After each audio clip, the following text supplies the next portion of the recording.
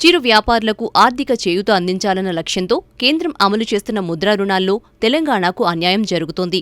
దేశవ్యాప్తంగా అనేక రాష్ట్రాల్లో ఈ పథకం పెద్ద ఎత్తున అమలవుతుంటే రాష్ట్రంలో మాత్రం ఎంతో వెనుకంజలో ఉంది. 2023-24 నుంచి ఇప్పటి వరకు దేశవ్యాప్తంగా 6.67 కోట్ల మందికి 5.41 లక్షల కోట్లు ముద్రా రుణాలు మంజూరు చేశారు. ఇందులో తెలంగాణలో కేవలం 9.47 లక్షల మందికి 10,929 కోట్ల రుణాలే మంజూరయ్యాయి. ఈ పథకం ఎక్కువ మందికి అందించడంలో విఫలమవుతున్నారు.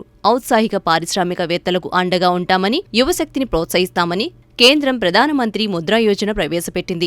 దీని ద్వారా పరిశ్రమలు స్థాపించాలనుకునే వారికి ఆర్థిక సాయాన్ని రుణ రూపంలో అందించడమే లక్ష్యం. ఈ పథకం దేశంలో ఏప్రిల్ 8, 2015న ప్రధానమంత్రి నరేంద్ర మోదీ ప్రారంభించారు. కార్పొరేట్, వ్యవసాయేతర, చిన్న, సూక్ష్మ పారిశ్రామికవేత్తలకు 10 లక్షల రూపాయల వరకు సులువుగా ఎటువంటి పూచీకత్తు లేకుండా సూక్ష్మ క్రెడిట్ను అందించడం దీని లక్ష్యం.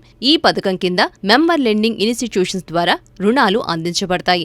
అంటే బ్యాంకులు, నాన్ బ్యాంకింగ్ ఫైనాన్షియల్ కంపెనీలు, మైక్రో ఫైనాన్స్ సంస్థలు, ఇతర ఆర్థిక సంస్థలు అందిస్తాయి. ప్రస్తుత ముద్రా లోన్లో భాగంగా బ్యాంకులు శిశు లోన్ 50,000 వరకు, కిషోర్ లోన్ 50,000 నుంచి 5 లక్షల మధ్య, తరుణ్ లోన్ 10 లక్షల నుంచి 20 లక్షల వరకు ఎటువంటి పూచీకత్తు లేకుండా అందిస్తాయి. రాష్ట్రంలో ముద్రా లోన్లు మంజూరు చేయటంలో నిర్లక్ష్యం వహిస్తున్నారు. నిజానికి ఒక్కో రాష్ట్రానికి గడిచిన ఆర్థిక సంవత్సరంలో 25,000 కోట్లు ఇవ్వాలని లక్ష్యంగా ఉన్నప్పటికీ కేవలం 10,000 కోట్లతోనే ఆపేశారు. అంతేకాకుండా కొత్త పారిశ్రామికవేత్తలకు ఈ రుణాలు ఇవ్వటం లేదనే విమర్శలు ఉన్నాయి. ఇప్పటి వరకు పరిశ్రమలు నడిపేవారికే వాటిని మంజూరు చేస్తున్నారు. దీంతో ముద్రా లోన్లు నిరుద్యోగ యువతకు అందడం లేదు.